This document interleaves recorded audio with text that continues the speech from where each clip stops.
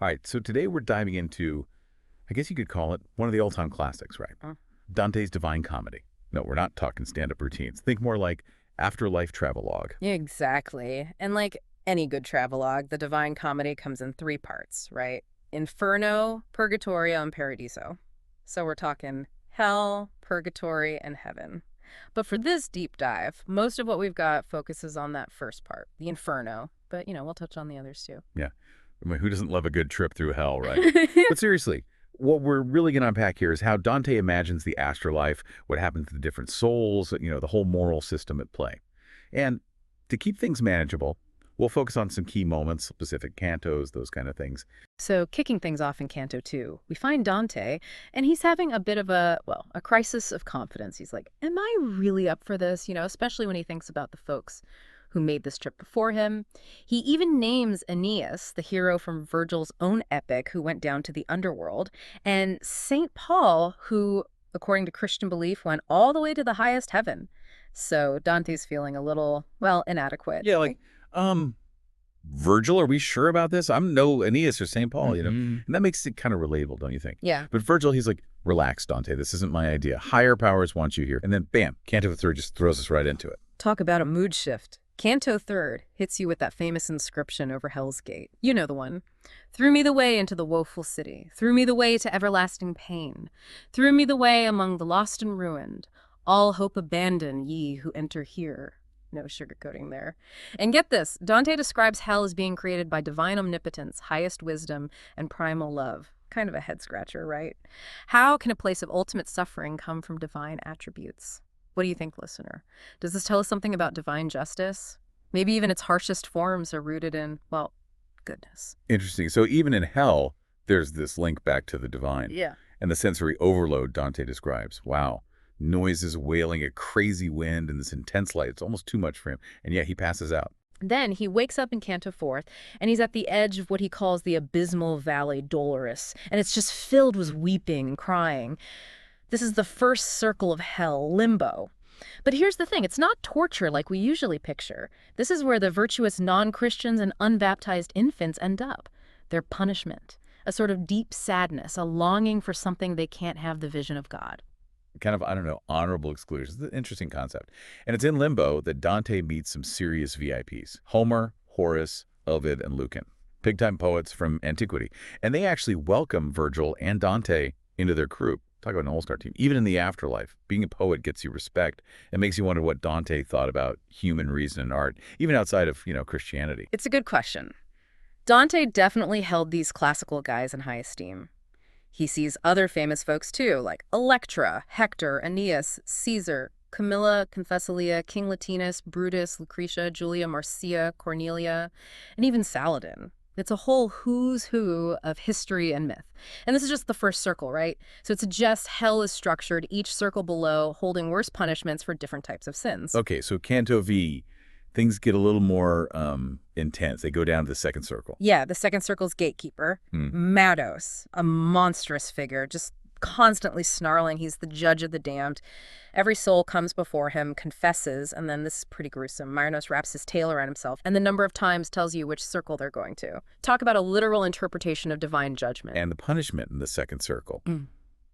Intense. Those who are overcome by lust in life, the carnal sinners, they're blown around by these powerful winds forever. Kind of like how their desires controlled them, right? It's like Dante is saying, hey, listener, watch out for those unchecked desires. Yeah, and he gives some famous examples. Helen, Paris, Cleopatra, Dido, Semiramis, all those love stories that, didn't end so well.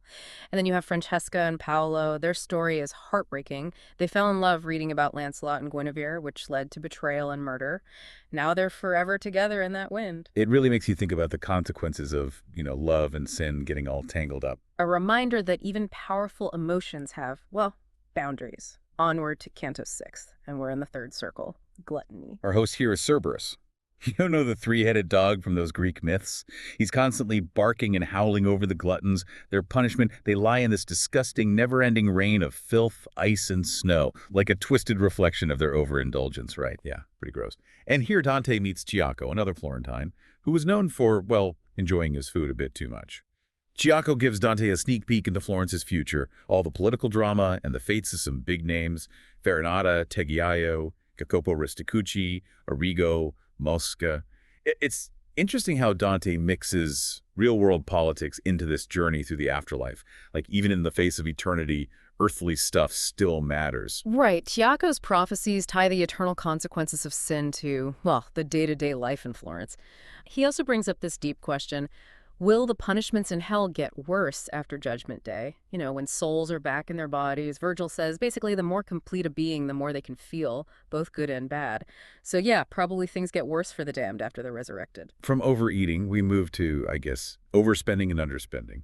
Canto 7 takes them to the fourth circle, hoarding and wasting. The fourth circle is ruled by Plutus, often linked to wealth in those old myths. He oversees the hoarders and the wasters, their punishment. Forever pushing these giant weights against each other, just going in circles, always clashing. And Dante can't even recognize most of them. Their obsession with money, whether holding on to it or blowing it, basically erased who they were. It's a good reminder that an unhealthy focus on money can, well, cost you your soul. Then it's down to the fifth circle, the swampy Styx. Here we find the wrathful and the sullen. Yeah, two sides of the same coin. Anger, the wrathful, they're on the surface, fighting each other, biting, tearing, just like their rage when they were alive. Then there are the sullen, underneath the water. They held their anger inside, and now they're choked by the swamp, suffocating in their unspoken rage. It makes you think about the different ways anger can hurt. Yeah. And Dante runs into Filippo Argenti in the Styx, another Florentine. But not a friendly encounter. Dante actually seems to enjoy seeing Argenti suffer, which shows that Dante's judgments are sometimes, well, personal. And from the Styx, they see the city of Dis, lower hell. Iron walls, fallen angels guarding it. Scary stuff. Trying to get into Dis in Canto 8, that's a big step, going deeper into hell. The demons at the gate actually block Virgil, showing how strong the evil is down there. Even Virgil, he can't just waltz in. And then those terrifying furies show up: Megara, Tisiphone, and Alecto, along with Medusa. Virgil has to shield Dante's eyes from Medusa, showing how sometimes you need divine protection from certain kinds of evil. Yeah, it gets pretty intense. Like, how are they going to get into this fortress of evil? But then in Canto 9, a heavenly messenger shows up. Yeah, this messenger just blows the gates open, showing that, in the end, divine power trumps even the toughest demons. They get inside and boom, they're surrounded by heretics. These are the folks who didn't believe in the immortality of the soul, their punishment, trapped in fiery tombs forever. Dante's way of saying, don't mess with spiritual truths. In Canto X, they meet Farinata degli Uberti. He was a big-shot heretic. Even in hell, he's still arrogant and worried about his family's political standing in Florence. He figures out Dante's from Tuscany right away and asks about his family. It's crazy how earthly concerns stick with people, even in damnation. The thing about Farinata, he can see the future, but not the present. He knows what happened in the past and what will happen later in Florence, but he doesn't even realize that Cavalcanti de Cavalcanti is right there in the same tomb. Cavalcanti, he's the father of Guido Cavalcanti, a poet. He hears Dante talking and thinks his son is dead, which isn't true. The damned, they have this messed up view of time. They fixate on their earthly lives. Dante might be saying something about how having a narrow or materialistic view can have eternal consequences. Their conversation in Canto X is all about, yep, you guessed it, Florentine politics. Shows how deeply those earthly loyalties run. Then, in Canto Ennialt, Virgil explains how lower hell works. He says lower hell is for violence and fraud, which are, bigger deals than the sins in the upper circles. Violence is divided into three types: against your neighbor, against yourself, and against God, nature, or art. And fraud. That's at the very bottom of hell. This system, it shows how carefully Dante planned out his, I guess you could call it, moral universe. A hierarchy of sin, which means things are going to get even worse as they go down. Canto 12, down to the seventh circle. This is where violence against your neighbor gets you. And guarding this place, The Minotaur. the Minotaur, all rage and brutality. He guards the Phlegethon, a river of boiling blood. That's where you end up if you shed blood in life, especially tyrants and murderers. How deep you're submerged depends on how violent you were.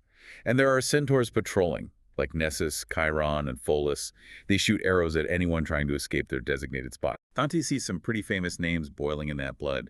Alexander the Great, Dionysius of Syracuse, both known for their brutality. Then there's Azzolin Romano and Abizzo d'Este, more recent Italian figures. And there's this one shade, it's kind of mysterious, described as the one who cleft asunder in God's bosom the heart that still upon the Thames is honored. Most people think that's about Henry II and Thomas Becket. The point being, it doesn't matter how powerful you are on earth, Violence has eternal consequences. Canto 13th. That's where they enter the second ring of the seventh circle. This is violence against yourself. The wood of suicides. It's creepy and surreal. Yeah, no kidding. The souls of those who committed suicide, they're trees now. Twisted, thorny trees. And they can only talk when their branches are broken. And just to make things worse, there are harpies living in the trees, those birdwomen creatures, and they feed on the leaves. It's brutal. Seems like Dante's making a statement about how suicide is like a violation of your own being. Dante talks with Pier del Vigna. He was a top advisor to Emperor Frederick II, but he was falsely accused and driven to suicide. He tells Dante about his loyalty and how badly he was treated. It makes suicide seem tragic, a desperate act after being betrayed and driven to despair. They also see a squanderer, another form of self-harm, according to Dante. He's chased and ripped apart by dogs, a symbol of his self-destructive behavior. Then, in Canto 14th, they reach the last ring of the seventh circle. It's a burning plain, and it's for those who are violent against God, nature, and art. 3 types of sinners here. Blasphemers, lying face up on the burning ground, sodomites who are constantly walking across the fire, and usurers crouched down exposed to the flames. And it's always raining fire. Dante sees Capaneus, a king from Greek mythology. Even in hell, he's still cursing the gods. Total defiance, even while suffering eternally. And then there's the old man of Crete. He's this giant statue, and his tears are what make all the rivers of hell. It's a pretty powerful image of humanity's corruption and suffering all flowing through hell. Canto 6 and 60s bring us to, well, a kind of sad encounter. Dante runs into his old teacher, Brunetto Latini. He's among the sodomites. It's a complicated meeting. Brunetto Latini, he was a respected scholar in Florence. He recognizes Dante, and they talk. Even though he's in hell for sodomy, he cares about Dante and even predicts what's going to happen to him, the good and the bad. Dante, he's still respectful to his old teacher. They also see other sodomites, Priscian, Francesco de Corso, and Andrea de Mozzi. It shows how Dante includes all kinds of people in this category. After that emotional moment, they head down to the 8th circle, the circle of fraud. Canto 7th, they see Geryon, this monster that symbolizes fraud. And it's pretty creepy. Geryon is like this mashup of creature. He's got the face of a nice guy, but the body of this colorful reptilian monster with hairy paws and a scorpion tail. He's a walking metaphor for fraud, right? Looks good on the outside, but poisonous on the inside. Dante and Virgil have to ride on Geryon's back down this huge cliff to get to the Mela Bulge, the 8th circle, which is made up of these evil pouches. And that's where Cantos 8 to XX take us. Through those 10 pouches, each one for a specific kind of fraud. The punishments get, well, more creative and definitely more gruesome. First pouch, panderers and seducers. They're whipped by demons, constantly running back and forth, kind of like how they exploited people's desires. In the second pouch, you've got the flatterers. They're stuck in a river of you-know-what, a fitting punishment for all their empty words. Dante sees Alessio and Termine and Thais there. The third pouch, simoniacs. Those are the folks who bought and sold church positions, like they were trading cards or something. They're buried upside down with fire burning their feet. It's a twisted mirroring of what they did, right? Dante even talks to Pope Nicholas III, who thinks Dante is Pope Boniface VIII and says he'll be joining them soon. Fourth pouch, fortune tellers and diviners. They tried to see the future using forbidden ways, so now their heads are twisted backwards so they can only see the past. Dante recognizes some famous names: Tiresias, Arins, Manto, Eurypylus, Michael Scott, Guido Bonatti, and Dante. Fifth pouch is a giant vat of boiling tars. That's for the Barrators, the corrupt officials who took bribes. They're guarded by these demons called the Malebranche. There's a kind of funny but disturbing scene where a corrupt guy from Navarre is being tortured, but the demons are so incompetent they mess it up. It shows how, even though corruption might seem small, it's everywhere. Sixth pouch. Hypocrites. They wear these lead cloaks covered in gold. Looks fancy, but they're super heavy and painful to wear. Perfect image for hypocrisy, right? Dante sees Caiaphas and Annas, the high priests from the crucifixion of Christ, and also the jovial friars, who were known for being, well, hypocrites in Dante's time. Seventh pouch is all about thieves. They're attacked by snakes and lizards constantly, and get this, they actually start morphing into these creatures. Dante sees Vanni Fucci and Caucus suffering, and then there are these transformations happening to Chiaffa, Agello, Buoso, and Puccio's Ciancato. It's pretty wild. The 8th pouch. That's a fiery place for fraudulent counselors. Their tongues are constantly burning, since they use their words to deceive. Dante meets Ulysses and Diomedes there, being punished for the Trojan horse and tricking Achilles. He also talks to Guido de Montefeltro, a political leader who gave bad advice to Pope Boniface VIII, shows how power and deceit go hand in hand. Ninth pouch is not for the faint of heart. It's for the sowers of discord, those who cause division and conflict. A demon with a sword just keeps hacking them apart, mirroring the division they caused. Bertrand de Born, he's there, carrying his own severed head. He's infamous for causing a rift between King Henry II and his son. Dante also sees Cœur de Medicina, Curio, Mosca de Lamberti, and even Mohammed. The last one, the 10th pouch, it's for all sorts of liars and fakers, alchemists, impersonators, counterfeiters, you name it. They suffer from all kinds of diseases and madness. It's like their lies have corrupted their very bodies. Dante sees Griffolino d'Arezzo, Capocchio, Gianni Schicchi, Mira, and Sinon, each with their own unique punishment that fits their specific lie. After all that, they reach the ninth circle, the bottom of hell, treachery. And guarding the entrance to this frozen lake, Cocytus, are these giant figures from mythology. These giants, Nimrod, Ephialtes, Briareus, Antaius, they represent untamed power and rebellion against the divine. But Virgil, he manages to convince Antaius, who wasn't part of the rebellion, to lower them down into Cocytus. Cantus Curacy 2 to Lesson 30 describe Cocytus. It's bleak, a frozen lake split into 4 zones, each for a different type of traitor. First zone, Cana, is for those who betrayed their family. They're frozen up to their necks. Dante sees the Alberti brothers who killed each other, and Mordred, who betrayed King Arthur. The next zone, Antenora, that's for those who betrayed their country. Their heads are above the ice so they can cry, but their tears freeze over their eyes. Dante meets Boccadegni di Abadi, who betrayed his army, and then there's Count Ugolino and Archbishop Ruggieri. Their story is truly awful. Ugolino was imprisoned with his sons and left to starve to death by Ruggieri.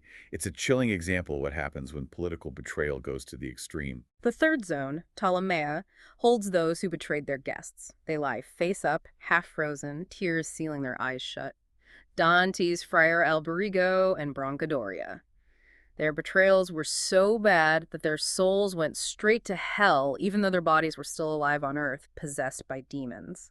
That's some seriously messed up stuff. Then there's the final zone, Giudecca, the ultimate betrayals. These souls are completely encased in ice. And here, Dante finally sees Lucifer, or Disses, a huge 3-faced monster, chewing on the 3 biggest traitors, Judas Iscariot, Brutus, and Cassius. Lucifer's not a fiery demon king, but this frozen, monstrous version of the Trinity. It's an image of pure corruption. They actually climb down Lucifer's body, which is pretty bizarre, and through some passage they can see purgatory.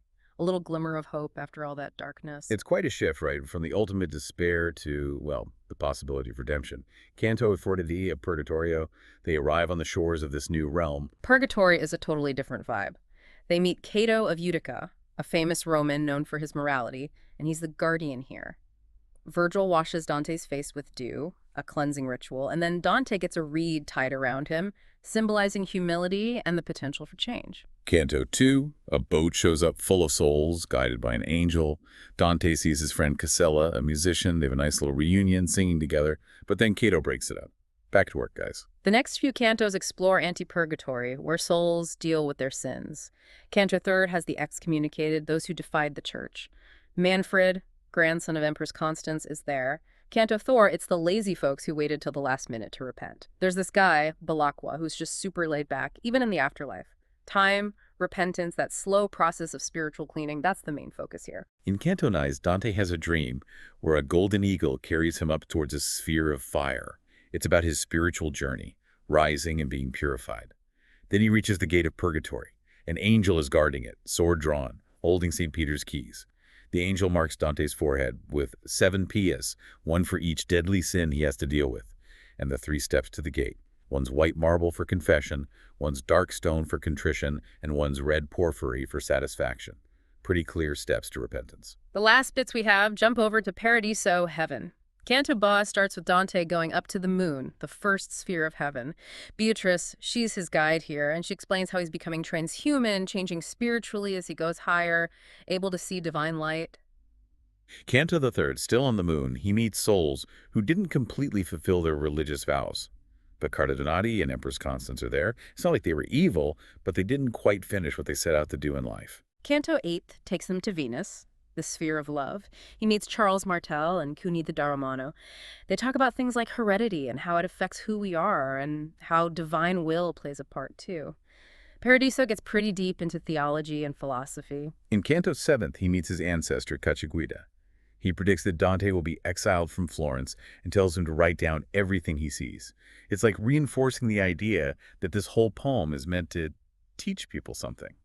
And lastly, Canto the Three, the very end of Paradiso and the whole Divine Comedy. Mm. We see Beatrice saying this beautiful prayer to the Virgin Mary, and Dante gets this brief but powerful vision of the Trinity and Christ's incarnation. It's like the peak of spiritual understanding, so amazing that words can't really describe it, and Dante even says that. What a trip, right? From the horrors of hell up through purgatory to the pure light of heaven, Dante's Divine Comedy, it's a masterpiece of imagination and symbolism. Definitely. The Inferno especially, it sticks with you. All those sins and punishments, each one so specific, and some of them are pretty disturbing.